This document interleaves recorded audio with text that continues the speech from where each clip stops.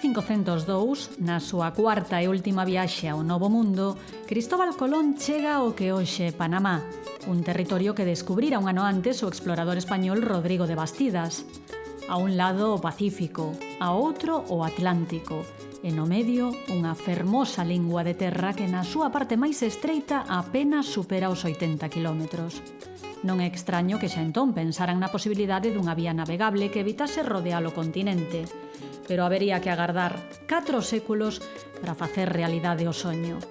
Un soño que forma parte da grande epopea de Galicia.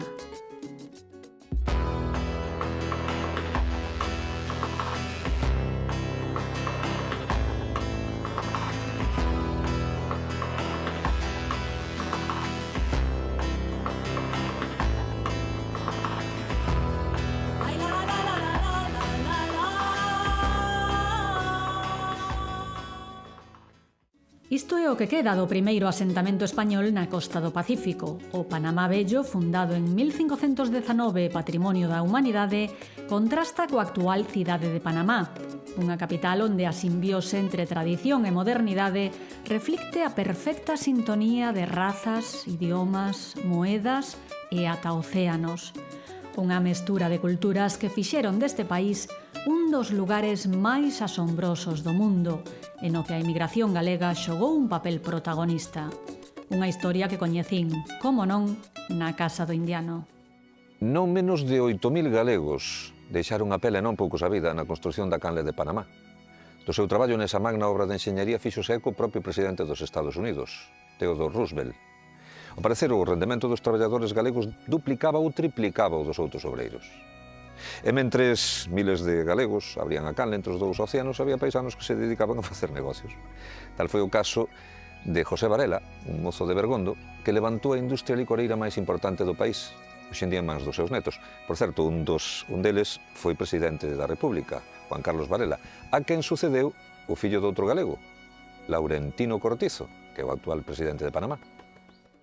E así souben que a presenza galega no Caribe estendeuse alén de Cuba e que Panamá habería ser a miña seguinte parada nesta fascinante aventura polas pegadas da emigración galega en América.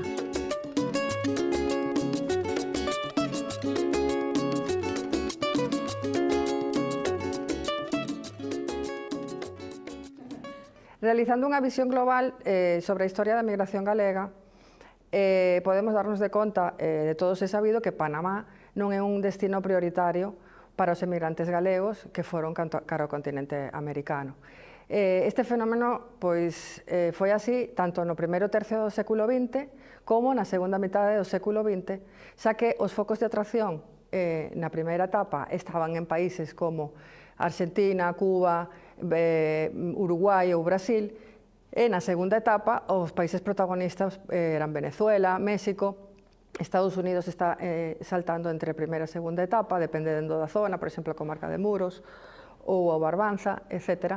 Pero Panamá non estaba no mapa, quero decir, como de destinos prioritarios. Sen embargo, podemos decir que ten unhas características propias e unhas peculiaridades que o fan interesante como obxecto de estudo.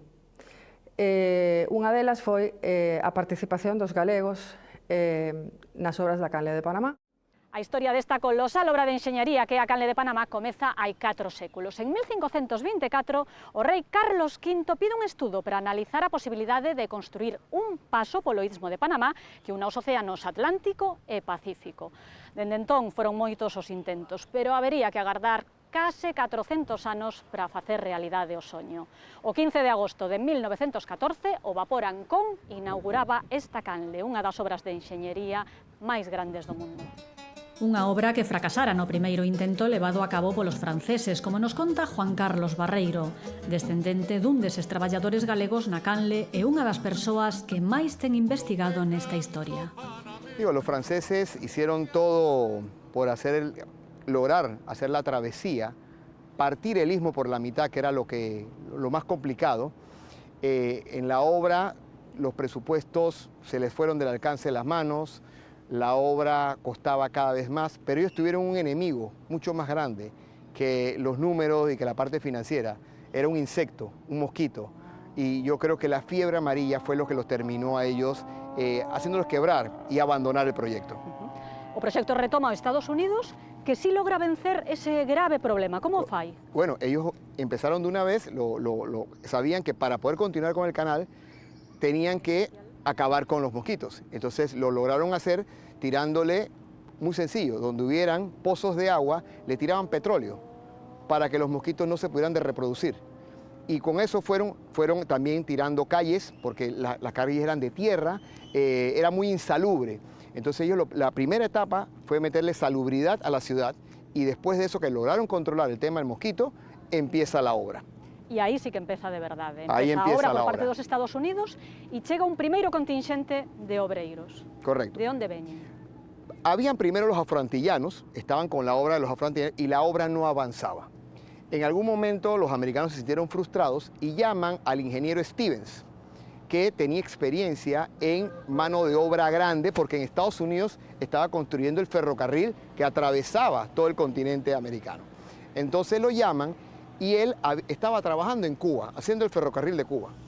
Cuando lo llaman, lo primero que hace se trae 500 obreros gallegos a la obra. Trae esos 500 obreros y eso fue lo que llamó la atención, la capacidad de obra. A obra empezou a moverse, mucho más rápido de lo que pensaban. La adaptación, le llamó mucho la atención que el gallego se adaptaba muy rápido a unas condiciones nada fáciles para ese momento. Claro, ellos venían de Cuba, trópico, Panamá, había una similitud y les llamó mucho la atención, y a partir de ahí empieza esta historia no contada de los gallegos en el canal de Panamá. Panamá. Chega a nosa historia pola que estamos aquí hoxe. Correcto.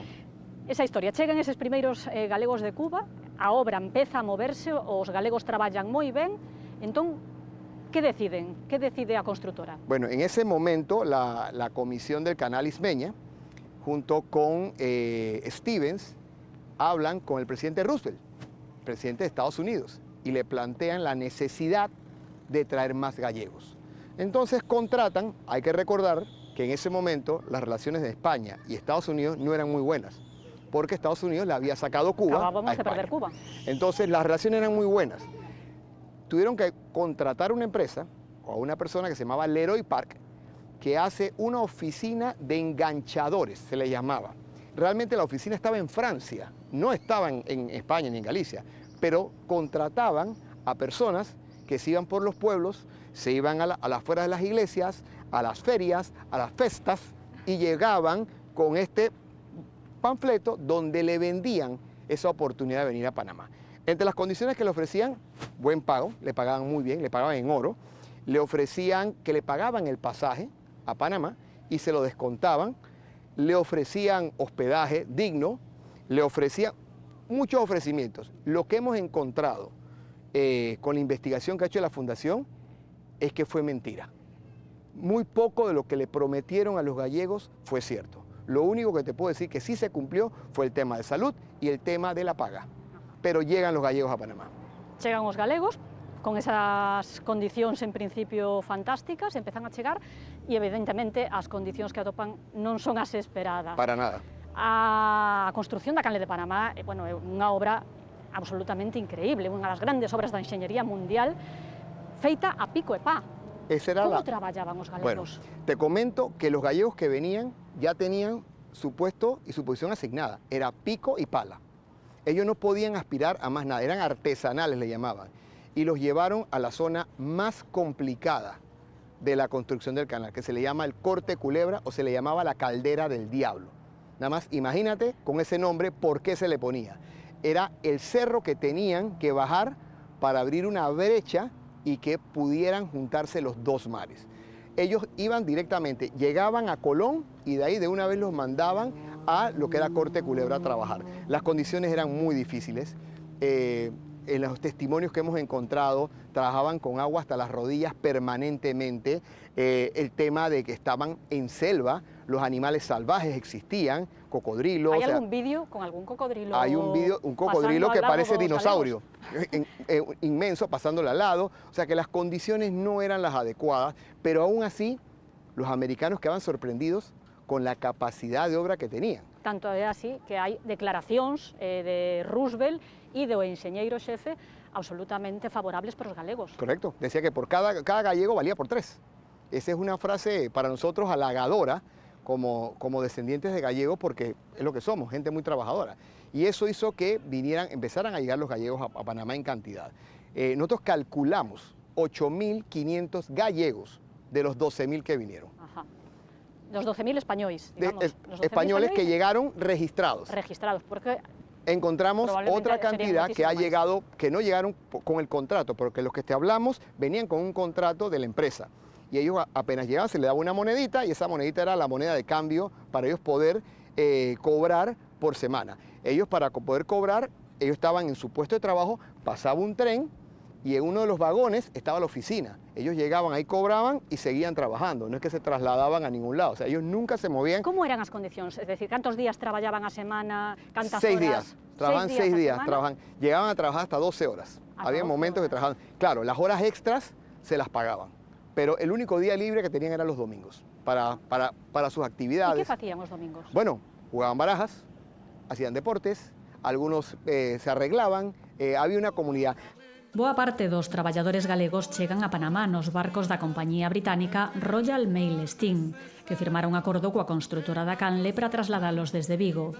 Alí estaba representada polo exbanqueiro local e consignatario Estanislao Durán, o axente da navieira que se coñeceu en Galicia como la Mala Real. Unha mala tradución do nome orixinal, que porén callou mesmo na propia compañía, que chegou a usar o lema Mala Real Inglesa, comodidad e buena mesa. Nun deses vapores da Mala Real chegaron a Panamá Benito Vila e a súa muller, Porfiria Blanca. Viñan contratados pola compañía estadounidense que construía a canle para traballar de cociñeiros neste campamento, o Enterprise, que acollía 300 homes. A súa viaxe simbolizaba o éxito da principal reivindicación dos seus compatriotas, contar cun menú adaptado ao gusto galego. El primer obstáculo que tuvieron fue la comida. É unha historia moi galega. Al gallego no le toquen la comida. ¿Qué pasó? Imagínate que llegan a Panamá y lo primero que le ofrecían era comida americana, hamburguesa, avena, pancakes. Eso no era para los gallegos. Y empieza el movimiento que no estaban muy conformes con la comida. Los americanos sí hay que reconocer que siempre estuvieron en tratar de que los gallegos se sintieran bien. Porque les interesaba. Les interesaba y hacían todo lo posible. Empiezan a traer entonces cocineros de Galicia para que le cocinaran a ellos. Y empezaban ya a sentirse más en casa. Es más, traían familias completas para que les cocinaran a los campamentos que había en Panamá. Y ahí sale la anécdota probablemente más icónica o la que más nos llamó la atención como descendientes de gallegos. Era la comida, la bocata de media mañana. Los americanos, tú arrancabas a las 6 de la mañana y terminabas a las 12 del día. No había parada. Y empezó un movimiento de los gallegos que empezaron a exigirle a los capataces americanos que no hablaban español, a exigirles que ellos querían parar a media mañana, que ellos tenían que comer un chorizo con café en media mañana. Y ahí hubo la primera huelga que se genera en la construcción del canal, la generan los gallegos. Los galegos por tomar el chourizo. Por eso. Y lo más curioso del caso es que en los documentos que encontramos a esa huelga, el motivo de la huelga le llaman coffee break, que hoy en día el coffee break es un término utilizado mundialmente para esa parada. La parada de media mañana. Bueno, ese término sale de la primera huelga que hay en la construcción del canal hecho por los gallegos. Os galegos podían comer nos campamentos ou nas fondas rexentadas por compatriotas. Era unha concesión que non tiñan outros traballadores. E sabemos do menú que tomaban polo informe feito en 1908 polos presidentes do Centro Galego e do Casino Español da Habana. Luis Guerrero e José Lorente foran designados para coñecer in situ as condicións dos traballadores españois empregados nas obras da canle. Moitos socios do Centro Galego recibiran cartas de familiares queixándose das condicións laborais en Panamá. Non obstante, a visita foi ben recibida polas autoridades panameñas, que acompañaron os galegos na súa inspección asegurándose de que o informe fose favorable e mesmo contribuíse a mellorar a mala imaxe que tiñan as obras naquel momento. O informe do Centro Galego recolle unha exhaustiva información sobre todos os aspectos da vida dos traballadores, canto cobran, como viven, que comen e ata o prezo dos produtos ao seu dispor. Tamén especifica que reciben viño os xoves e domingos, polo que conclúe: tienen casa gratis y alimentación buena y abundante. La vida del obrero en el canal no puede ser mejor. A realidade era ben distinta. A vida pro traballador galego era dura, por iso moitos trataron de probar fortuna noutros países ou regresaron a España. A propia comisión dispuxo un programa de repatriacións que moitos aceptaron. Outros foron traballar a Guatemala, Brasil ou Estados Unidos, que admitían o persoal que quedaba sen traballo na canle. E algúns quedaron en Panamá e acabaron creando as súas propias empresas e tecendo historias de ida e volta que chegan aos nosos días. Mi bisabuelo se llama Emilio Barreiro Varela. A él, cuando empezamos a buscar información, porque te comenté que me habían contado que un bisabuelo mío había venido a la construcción del canal, yo tenía la ubicación de mi familia en Panamá desde mi abuelo, mi padre, pero no tenía al bisabuelo. Cuando me dicen que vino la construcción del canal, ahí es donde me hice la pregunta yo. Como muchos gallegos han hecho la pregunta, ¿qué hacían gallegos en la construcción del canal? Y bueno, empezamos la investigación. Te comento, él llega en 1907. Él efectivamente sale de Vigo, de la empresa Estanislao Durán, que era la agencia de viajes. Era consignatario por excelencia de que Vigo. Movía a los gallegos que iban a trabajar en la construcción del canal. Desde ahí se firmaba el contrato y desde ahí ya se le hacía el acuerdo para que vinieran a Panamá. Él trabajó en el canal de Panamá, no sabemos cuánto tiempo porque perdimos el registro.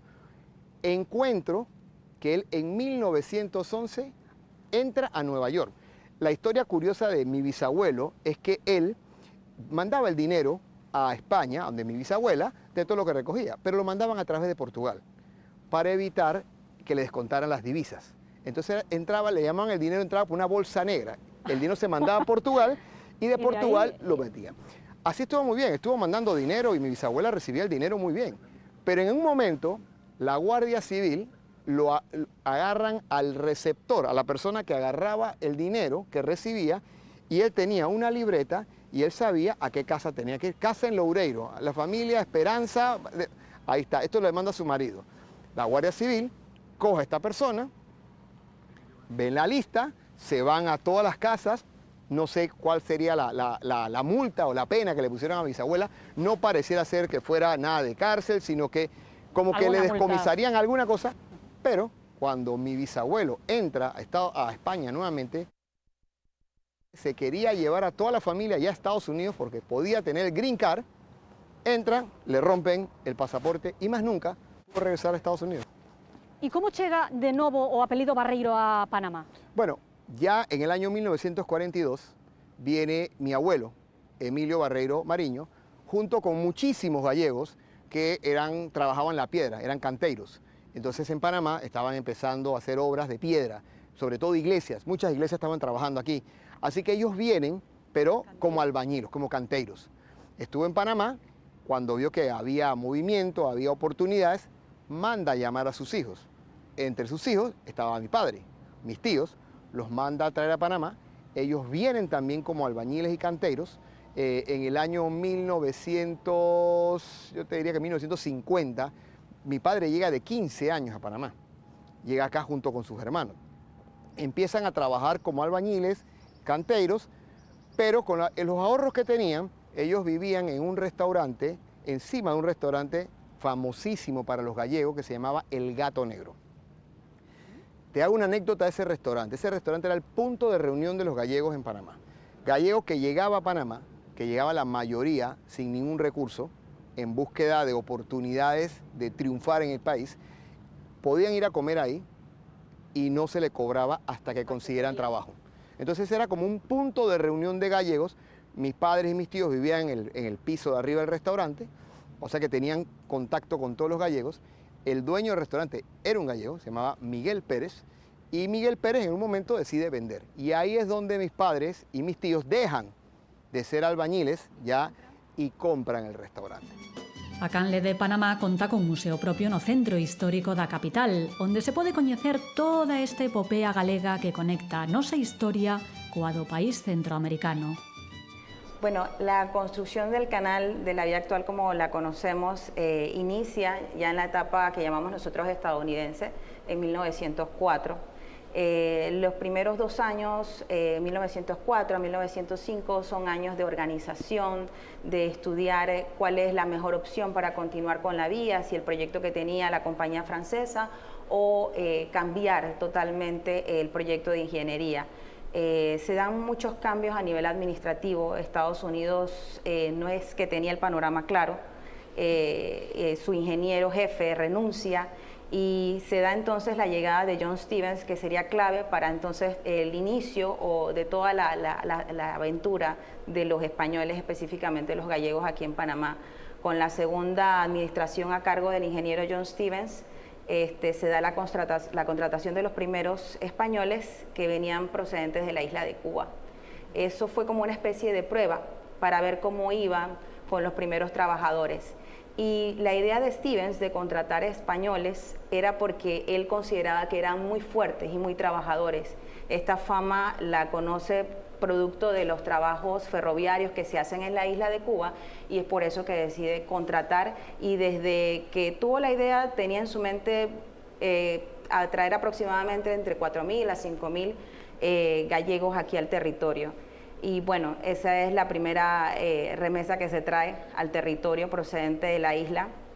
Y es importante también tener en cuenta que justo cuando eso se da, las relaciones entre Estados Unidos y España no estaban muy bien, producto de la guerra hispanoamericana, en la cual pues España pierde, y entonces había un cierto recelo, un cierto temor con la contratación de españoles, y por eso es que se hace esa primera prueba con los españoles procedentes desde la isla. A partir de ahí entonces la Comisión del Canal contrata un reclutador que envía hacia Europa, pero no se instala específicamente a España, sino que desde París, entonces coloca sus oficinas y empieza todo este proceso de reclutamiento en el que se publican anuncios en los diarios españoles, empieza ese entusiasmo también de muchos migrantes de Galicia, sobre todo, por venir a buscar un mejor porvenir a cada territorio panameño con las obras del canal. También estaban los impedimentos por parte del gobierno de España, requerimientos para que pudiesen venir a trabajar. Entre esos se hablaba mucho del servicio militar, que era muy requerido para poder autorizar la llegada de los obreros españoles. Y entre ese periodo de 1906 a 1908, que fueron los 3 años en los que se da mayor contratación de obreros españoles, se calcula un aproximado de 8.000 obreros españoles en total, de los cuales en su mayoría eran gallegos. La cifra todavía hoy está en estudio porque pues sabemos que se sigue estudiando el tema, se sigue profundizando un poco más en esa presencia de los españoles, al igual que muchas otras etnias y muchas otras nacionalidades que llegaron al canal, ya que pareciese que después de 100 años la historia está bien investigada y está bien contada, pero aún hace falta muchísimo más por saber. Sobre todo qué pasa con todo este grupo de españoles que llegan y los que se quedan aquí, los que hacen una vida y los que producto de esa presencia crean un intercambio cultural enorme y pues cambian muchos movimientos y muchos aspectos a nivel social y económico en Panamá. Estamos en el Museo del Canal. ¿Qué tenéis aquí y qué puede encontrar el visitante que se acerca a este museo? Bueno, el Museo del Canal habla y cuenta la ruta de Panamá.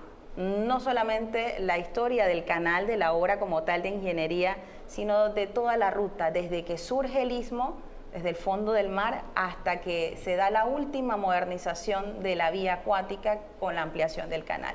Entonces, sí, hasta hoy, exactamente. Entrar al Museo del Canal es adentrarse en un viaje del tiempo y ver cómo en cada etapa, cada vez que esa ruta va demandando más viajeros, más negocios, asimismo demanda una modernización. Su primera modernización aquí el Museo la muestra cuando los mismos habitantes, llegan los primeros habitantes en la época prehispánica al territorio panameño y crean caminos. Luego entonces con la época colonial, cuando se traen otros transportes que no conocían nuestros pobladores, continuamos con el ferrocarril. Luego retomamos el tema de las exploraciones para una vía acuática y así entonces el museo va mostrando cómo es que ese viaje y cómo todas esas ideas llevan a la construcción, los inicios de la construcción del canal en la etapa francesa y posteriormente con la etapa estadounidense. Y en este espacio en el que estamos especialmente queremos resaltar un poco esa migración de todos los obreros que llegaron, dándole una especial relevancia a las etnias o a los países que aportaron una mayor cantidad de trabajadores. En el caso del área de las Antillas, de países como Barbados, Jamaica, el área de Martinica, los españoles, también de Grecia, Italia, que fueron los países en los que se registra mayor cantidad de trabajadores aquí. Dentro del museo, una de las cosas que para nosotros es muy importante es que no solo se vea qué pasó, sino cómo eso es una influencia o crea una consecuencia de lo que es el panameño hoy día, de su identidad, de su comportamiento, de por qué su comida, por qué sus bailes. Es importante sí saber de dónde venimos, pero para el museo es también muy importante que el panameño conozca muy bien de dónde proceden, de cada uno de esos caminos, esas raíces, de su identidad cultural de la que tanto pues nosotros nos sentimos orgullosos en la actualidad. Ricardo Gago é un dos principais mecenas deste museo ao que doou miles de pezas coleccionadas ao longo da súa vida. Ali nos conta como chegou a él esta historia. Mi primera pieza, diríamos, de colección con el tema del canal fue una taza regalada por un amigo que trabajaba en el canal de Panamá como piloto. Él me regala esta taza y por ahí, pues, diríamos que empieza ese cariño para ir recogiendo objetos relacionados al canal de Panamá. Y de todo tipo de objetos, de todo lo que te puedas uno imaginar dentro no solamente de la construcción en sí, sino del uso que las personas les daban a estos objetos. Y pues a través del tiempo, el otro día leyendo un documento encontré con mucho orgullo, porque de verdad que me llenó muchísimo de orgullo, que el acta número 1, un año antes de la inauguración del museo, que tiene justamente el día 9, cumplieron 25 años, fueron parte de mi colección, vino a este museo y aquí se ha quedado. Ricardo, probablemente eres una de las personas que primero empezó a interesarse por la historia de los gallegos en el canal, que es una historia muy reciente para nosotros, muy reciente, incluso también para el propio Panamá. Es una historia que todavía está en ciernes, en investigación, que está saliendo a la luz. Exactamente. Bueno, es que mira, realmente nosotros no fuimos los que los descubrimos, vamos a ponerlo así, sino un gallego que vive en Washington, que fue bibliotecario de la Biblioteca del Congreso, y a él estaba destinado a la sección de Hispanoamérica. Y ahí es donde reposan los miles de documentos de la construcción del Canal de Panamá. Él lo mandan a clasificar, diríamos, miles de objetos y de documentos, y encuentra una foto que abajo dice gallegos. Y ahí es donde empieza la semilla de la investigación. Salta la chispa ahí. Él ve, claro, como gallego, sí, como supongo gallego, que le extraña muchísimo. Y él me cuenta que cuando él vio la foto quedó impactado, porque sí sabía que habían españoles, bueno, de forma general, pero gallego, y la foto lo dice, gallego, ¿no? Entonces quedó muy impactado. Inmediatamente, cuando iba clasificando, ya abría un poquito más el ojo para buscar con el tema de los gallegos, pidió la autorización al Congreso para poder escanear, fotografiar todo lo que encontraba con el tema, dos temas, españoles y gallegos, porque al final pues están entrelazados.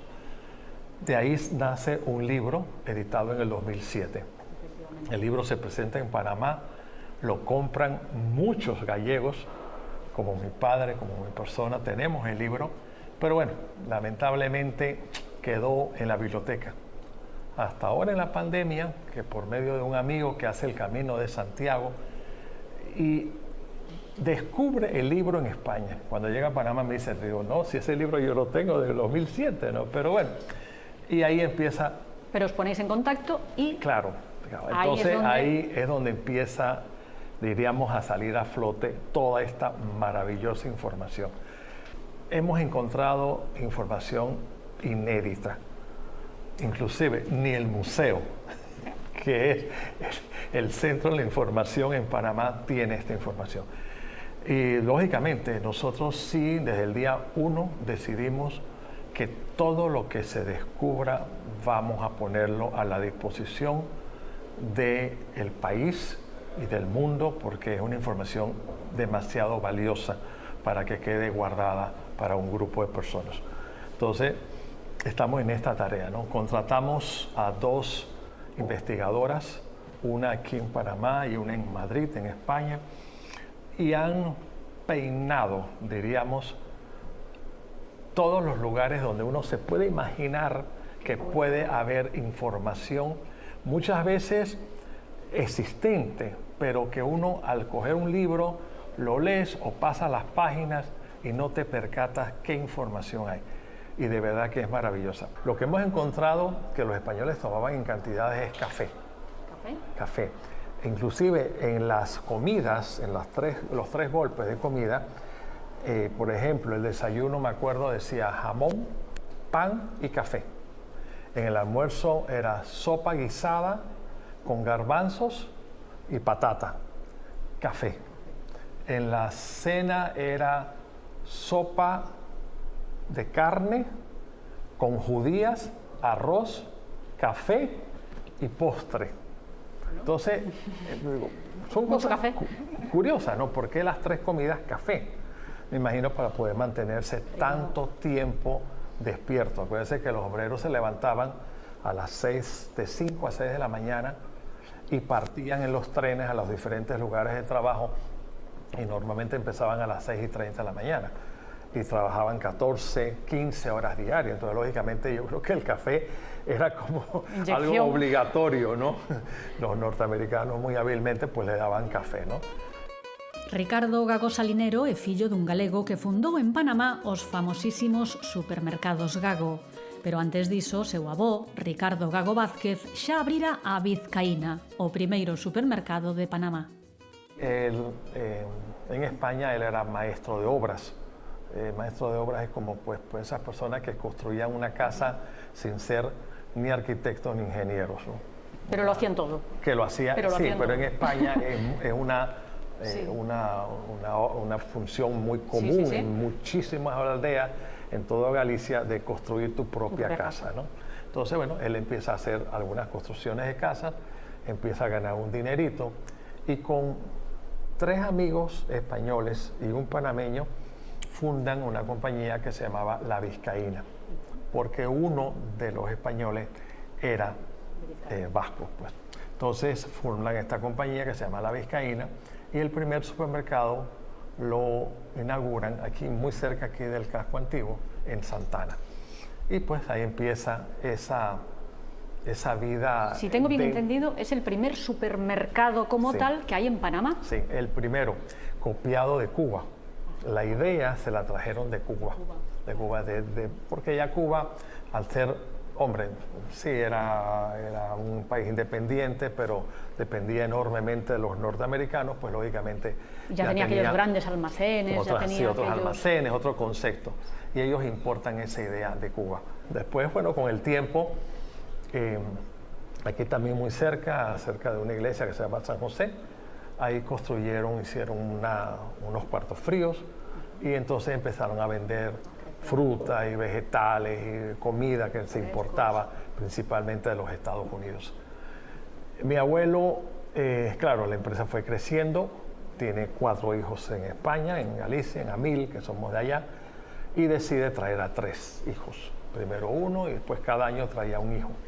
Uno de los hijos, el más pequeño, se queda en la aldea y los 3 emigran, y entre ellos viene mi padre. Empieza a trabajar en este supermercado en Santana, como es lógico, y el primer trabajo que le puso mi abuelo era limpiar las papas.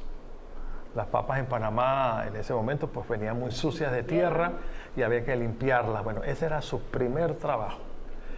Mi abuelo, igual que mi padre, igualito, cortado con la misma tijera, es del concepto que sus hijos tienen que aprender desde abajo.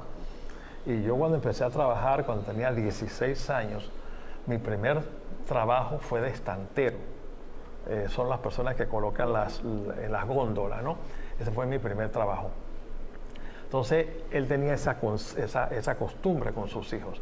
Todo de que los hijos tienen que recorrer todas las diferentes facetas de un negocio. Y bueno, mi padre llega con este trabajo y conoce a una muchacha, acabadita de llegar también de Salamanca, de Guijuelo específicamente, que es mi madre, que era cajera. Y ahí se enamoran, aquí en el Parque Catedral, aquí venían a enamorarse y a escuchar la música, porque había música todos los días. Y pues de ahí sale pues, mi apellido y mis padres salen de aquí, de Panamá. Y ese padre que aprende desde abajo el negocio llega a crear la mayor cadena de supermercados de Panamá. Es un emblema a día de hoy, todo el mundo nos habla aquí de los supermercados Gago. Sí, mira, es increíble. Nosotros tenemos 26 años de haber vendido la empresa por situaciones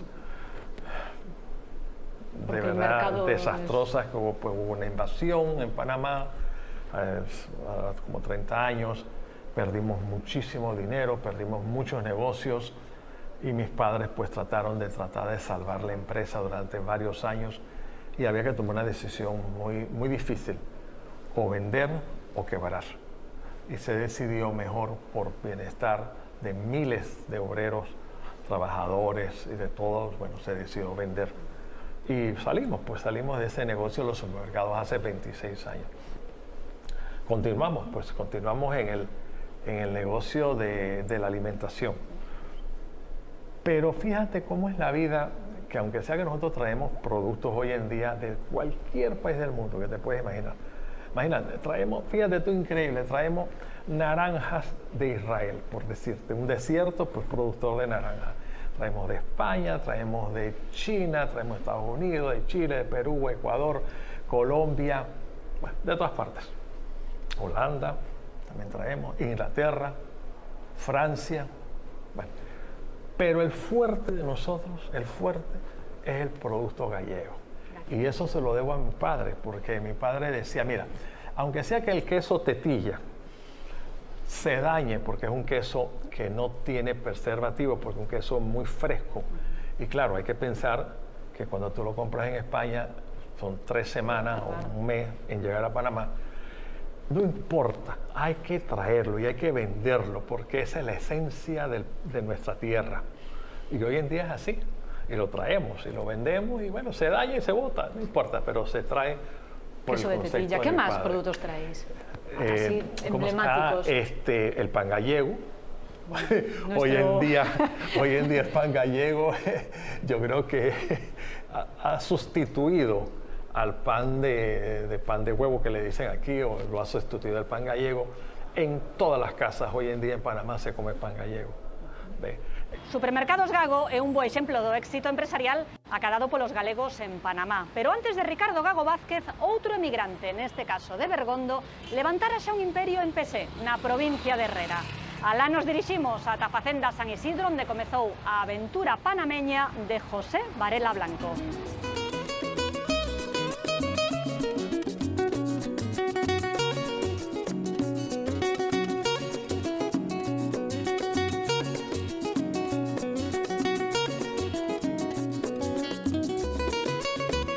Nestas terras de Pesé funda José Varela en 1908 o primeiro enxeño azucreiro que chama San Isidro en honor ao patrón da súa parroquia natal. Con el senta os piares da actual Varela Hermanos, a compañía licoreira máis importante do país, cuxa marca emblemática, Ron Abuelo, lembra aquel mozo de Montecelo que un día de 1893 chegou a Panamá lixeiro de equipaxe. El abuelo é nada menos que o avó do expresidente de Panamá, Juan Carlos Varela, e de Luis Varela, actual presidente da compañía. Mi abuelo José Varela Blanco nació en Montecelo, una aldea de Bergondo, y muy joven, la verdad, emigró a América. Lo hizo al principio siguiendo a su hermana que vivía en Argentina. Estuvo en Argentina, de ahí pasó a Chile, y al final terminó en esta tierra encantada de Panamá. Para esa época en Panamá, digamos como que había un movimiento importante. Él llegó en 1893, éramos todavía parte de Colombia.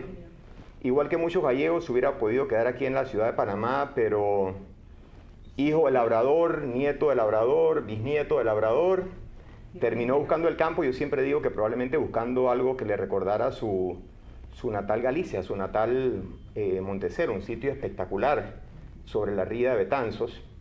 Él primero no se estableció en PC, que es, digamos, donde después fundó el ingenio San Isidro, que fue el primer ingenio azucarero en Panamá. Él empezó en un lugar que se llama Las Minas, que realmente es un lugar, digamos, un poco más boscoso, y su primer emprendimiento fue en café, una finca que le llamó La Ibérica. Entonces empezó con el café, y para esa época Las Minas quizás eran unos lugares de altura en Panamá, un poco más accesibles, un poco más cercanos a la ciudad. Ahora el café realmente se planta en algunos otros lugares un poco más distantes, un poco más altos inclusive que Las Minas. Pero poco a poco, Gallego espabilado, como decimos aquí, se dio cuenta que la tierra cercana realmente era muy buena para la caña, sobre todo en el Valle de PC, porque el Valle de PC tiene la peculiaridad de que tiene sus partes planas, pero también colinas. Entonces es un lugar muy simpático que ustedes visitarán el jueves que estén en PC, y sabiendo que la tierra era muy buena para la caña, pues empezó en el negocio de la caña, estableció el primer ingenio en la República de Panamá, que le llamó Ingenio San Isidro. José Varela casa coa filla dun empresario local de Pesé e funda unha gran familia nesta casa que hoxe mantén vivo o recordo do galego. En este momento nos encontramos en la casa colonial de la familia Varela. Esta casa pues, fue construida por nuestro fundador, el señor José Varela Blanco. Una vez pues, se estableció en PC y formó entonces una familia con nuestra querida doña Raquel Arjona, con quien se casa, pues tienen 9 hijos. Cabe mencionar pues, que todos sus hijos vivieron en esta casa. Esta casa se ha mantenido tal cual, con la misma forma, la misma arquitectura desde sus inicios. Bueno, el señor José Varela Blanco se estableció pues, la empresa en 1908. En sus inicios la empresa no empezó como una destilería, sino como una empresa azucarera. Luego de eso, hasta los años 30, en 1936, entonces deciden iniciar lo que es destilería de jugo de caña. Bueno, actualmente esta casa no se habita, solamente pues la utilizamos para, como un museo fotográfico para mostrarle a nuestros visitantes un poco sobre la historia, sobre cómo ha ido evolucionando la empresa desde que nuestro fundador pues, la creó en 1908. Actualmente en PC pues, se mantiene todavía parte de lo que es la destilería original, la antigua, lo conocemos como la destilería herrerana. Aquí al lado de la casa tenemos la embotelladora, que de hecho funcionó como embotelladora hasta hace varios años, que decidimos entonces pues, ya centralizarla completamente ya en el área de la capital y Colón. José Varela morre en 1944. 16 anos despois nace a mundialmente famosa marca Ron Abuelo, que desde 1976 se elabora nas novas instalacións da compañía. Ron Abuelo empieza como marca en los años 50, ¿no? Y evidentemente pues siempre está la figura del abuelo de todos, de mi abuelo, pero parte de lo que en esa época, digamos, quisieron hacer fue una marca un poco distinta, que la verdad que también pienso que mucha visión para esa época, porque de alguna forma lo que se quería era crear una marca que a través de su propio nombre fuera distinta, porque transmitiera tradición, porque transmitiera legado, porque transmitiera una forma de hacer las cosas. Y entonces así la marca fue poco a poco creciendo desde los años 50 hasta que, digamos, nosotros ya tercera generación tomamos la marca, digamos, hace unos 25 años. Y realmente fue una época, hoy casualmente, antes de recibirlos pensaba en esa época porque estamos pasando en Panamá una situación bastante complicada, política, económica, entonces realmente nosotros teníamos que proponernos hacer algo fuera de Panamá. Y entonces empezamos con Ron Abuelo a exportar. Realmente no sabíamos mucho lo que estábamos haciendo porque también para esa época, en comparación al día de hoy, el consumo de ron premium en el mundo era muy pequeño, era muy limitado. Pero nosotros, sabiendo la marca que teníamos y sabiendo que algún día el consumidor de todo el mundo iba a apreciar la calidad del buen ron, nos propusimos hacerlo, sabiendo que al principio iba a ser un negocio chico. Hoy ya es nuestra marca más importante, Ron Abuelo, pero así nos fuimos y hemos creado una marca muy simpática, una marca en donde cada expresión tiene una personalidad muy particular, muy distinta, lo que hace que el consumidor, digamos, se pueda mover dentro de nuestra marca, desde un ron añejo, que es como el ron añejo básico, hasta Ron Abuelo Centuria, que lo lanzamos en 2008 con la celebración de los 100 años de la empresa, Centum Centuria, una solera de 30 años, un ron en solera de 30 años, en esa época cuando empezamos en 2008, pero realmente ofrecemos un producto y una línea y unas expresiones muy distintas y de las cuales sentimos muchísimo orgullo, ¿no? No sé si has tenido ocasión de ir a la tierra de tu abuelo, a Bergondo. Me parece que tu hermano Juan Carlos sí que estuvo por allí. ¿Qué te pareció aquello? ¿Qué te parece Galicia? Galicia me encanta. La tierra del abuelo. Galicia me encanta, la verdad que siempre, o sea, cuando estoy en Galicia, no sé, me encanta todo. O sea, realmente me encanta la comida, me encanta la gente.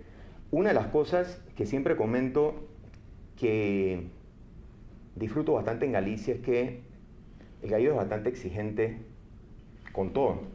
Y alguien podría pensar que de repente el gallego no es tan exigente, pero el gallego le gustan las cosas bien hechas. Y eso es algo que yo disfruto muchísimo y que trato de alguna forma imprimirle a todo nuestro equipo, que hagamos las cosas bien, pero el gallego, con todo lo que tiene que ver con la calidad, la verdad que ese tipo de exigencia yo lo he encontrado en muchos lugares.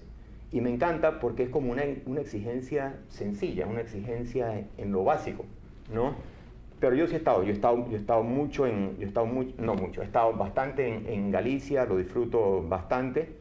De hecho, en pandemia me dio una morriña espantosa y tenía que regresar a Galicia y finalmente lo pude hacer en noviembre del año pasado. Estuve unos días en Orense, estuve en Santiago. Siempre que voy paso por Montecelo, la verdad que siempre que voy paso por Montecelo.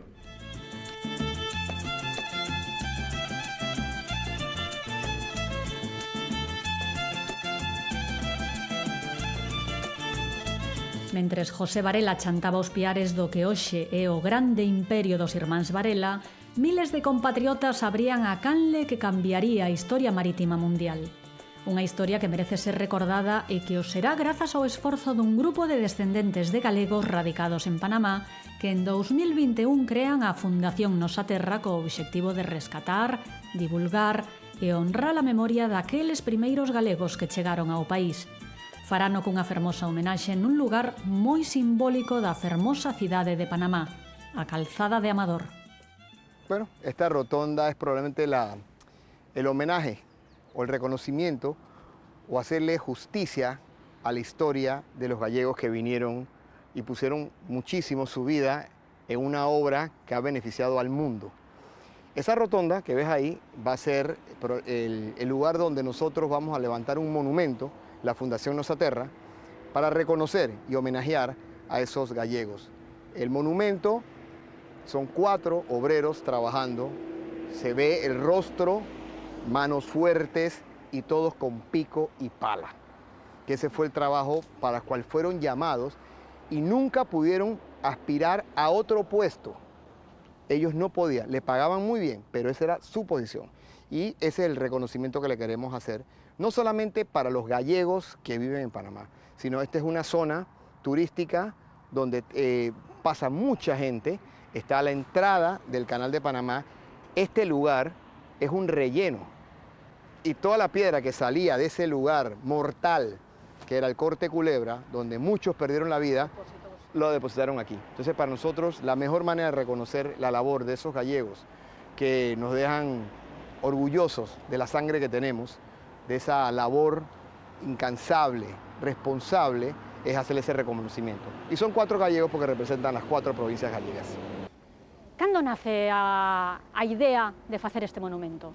2019, justamente antes de la pandemia. Hago el camino de Santiago de Compostela. En una de las paradas, antes de arrancar el camino, me voy a almorzar con un tío mío que vive allá, que es catedrático de la Universidad de Santiago de Compostela. Y hablando con él es el que me comenta que está escribiendo un libro y habla de este bisabuelo que viene a la construcción de la historia familiar. La historia familiar. Entonces yo vengo a Panamá después del camino y yo me quedo con la duda, empiezo a comprar libros, veo que existen libros de la historia esta y cuando me doy cuenta lo que había al alcance, yo dije, esto no se puede quedar aquí. Y llamo a Ricardo Gago, que es una figura en Panamá reconocidísima, con una credibilidad altísima, es un restaurador de obras, hace trabajos por la bien nacional. Y le digo, Ricardo, tú eres la persona, mira lo que está pasando. Y él me dice, yo sé de esa historia también. Y me cuenta algunas cosas que había encontrado. A partir de ahí, empezamos a llamar a un grupo de hijos o nietos de gallegos para poder hacer esta fundación y poder hacer este reconocimiento, que para nosotros era vital. Y bueno, y empezó un movimiento muy pequeño, haciendo contactos con la Chunta, empezamos a hacer con el gobierno y hoy en día, bueno, gracias a Dios, estamos encaminados, nos falta mucho todavía, pero estamos encaminados. En 2016, tras 7 anos de intenso traballo, as esclusas de Cocolí e Auga Clara engadiron a canle de Panamá un terceiro carril pro tránsito de buques Neopanamax. A obra, adxudicada á empresa española SACIR, superou as expectativas de tránsito e contribúe, segundo a autoridade da canle, ao aforro de auga e á reducción de CO2 grazas ás menores distancias de viaxe e á maior capacidade de carga que ofrece aos seus clientes. A canle ampliada favoreceu o desenvolvemento do comercio marítimo mundial, multiplicando as oportunidades de conectividade e de intercambio entre países e mercados. Actualmente, máis de 13.000 barcos de 170 países cruzan cada ano a canle de Panamá, que conecta 180 rutas marítimas. E todo comezou cun asombroso sistema de esclusas de formigón armado construídas hai máis dun século para subir o nivel da auga desde o Atlántico e o Pacífico ata o lago Gatún, situado a 26 metros sobre o nivel dos dous océanos. Cada xogo de esclusas leva o nome do poboado onde foi construído: Gatún, Pedro Miguel e Miraflores. Neste último atópase o centro de visitantes onde cada día centenares de persoas admiran esta formidable obra de enxeñaría na que os traballadores galegos desempeñaron un papel clave.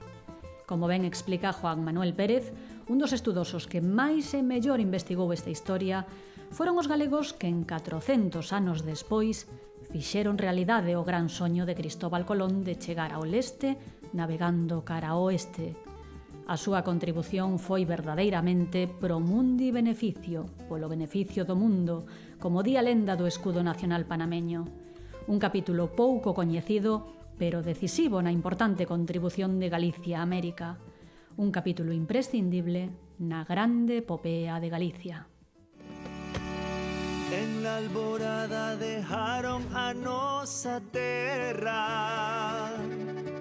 Como riña galegos partieron camino do mar, buscando un nuevo destino, construyendo un nuevo camino. Y sus sueños trajeron de Galicia a Panamá, a esta hermosa tierra que se abría al mundo. Le pusieron talento, trabajo, esfuerzo y sudor. Tanto así que muchos decían que un gallego por 3 valía. Escribieron un gran